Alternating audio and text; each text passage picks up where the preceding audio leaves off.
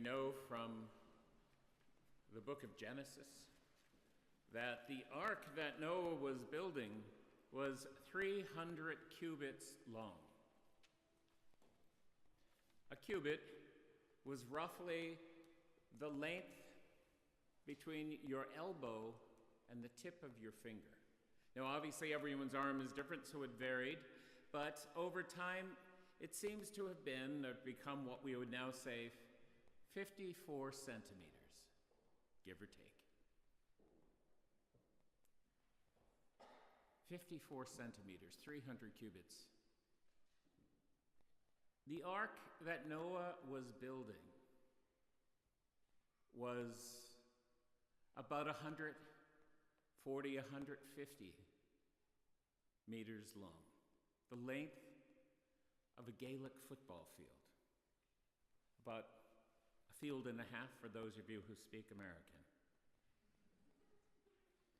It was about twice the width of this church and stood at least 3 stories tall. If you lived near Noah when he was building the ark, you couldn't have missed it. It was kind of there. It's in the neighbor's back garden. And yet, the people of Noah's time did all those things we do in life. We hear they ate and they drank and they married. None of them bad things. They just went about life with no sense until they were swept away. No sense that there was something coming, something different. There was no sign to be read in the ark being built by Noah. Jesus says that when he comes again, it will be much the same. And St. Paul and all of the saints remind us that that day is approaching. We know it's coming. It's sooner than when we first became Christians. It has to be.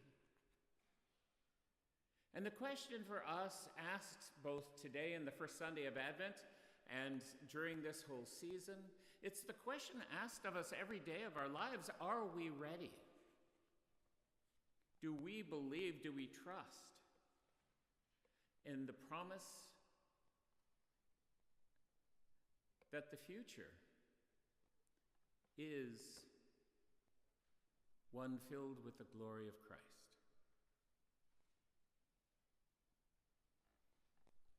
The time has come.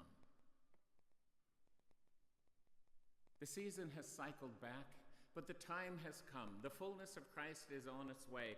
And there are 2 things we can do. We can wake up.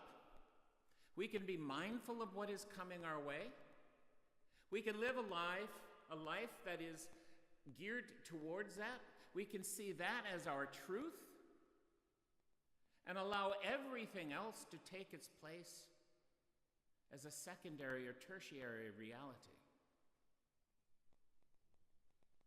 Or we can ignore the ark in our own backyards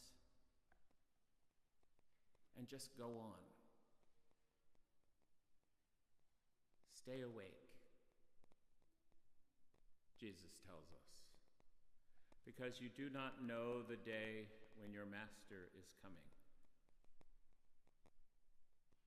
Today we celebrate the fullness of all that is to be.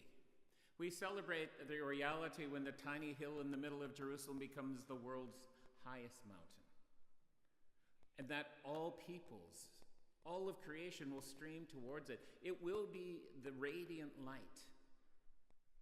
in the midst of all creation, guiding everything home. But we already live in the first blush of that light. We live in the beginning glimmers of dawn, and we are to stand up, stand erect, and face that light, and be witnesses to that light, and allow that light which already shines inside of us to burst forth. Unable to be captured, unable to be locked down. and be signs of that light, creatures of that light in our world, such that the power of God courses through us. And through our efforts and through the efforts of good and gracious and loving people everywhere, we'll begin to see ever more fully, not the signs of darkness, not the signs of war, not the signs of bloodshed, but the signs of light, of turning swords into plowshares, into spears, into sickles, into those implements of farming and growth and new life. We will be that witness to Christ in our world that foreshadows the fullness of his coming. We will be the radiant light of dawn. We will be his peace and his hope. And so we are called, each and every one of us, to look into ourselves and see, where does darkness still reign? What do I have to open the doors, the windows, so that God's healing light can transform me, so that I can be peace and hope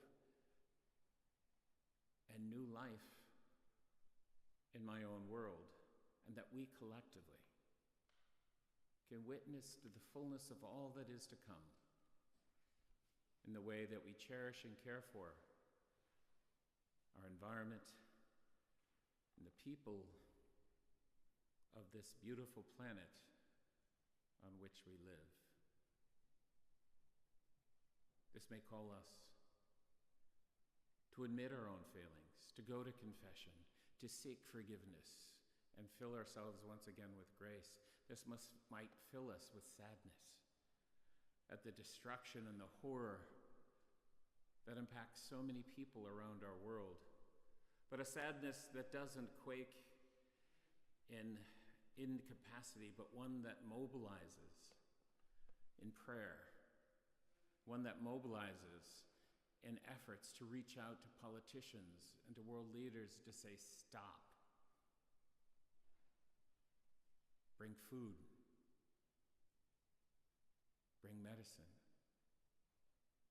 Not bullets and bombs.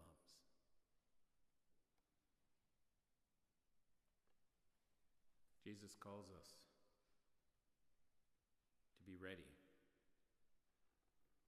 to stand ready,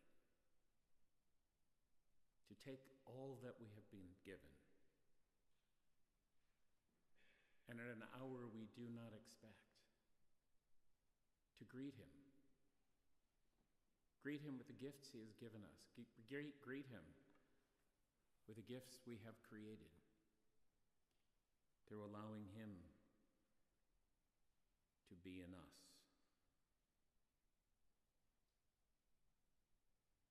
St. Paul calls us to let our armor to be Christ. Let us put on Christ. Let us shine forth with Christ. Let us be Christ. Today, this Advent, and every day until we stand up, standing erect, facing east, and greet him when he comes again.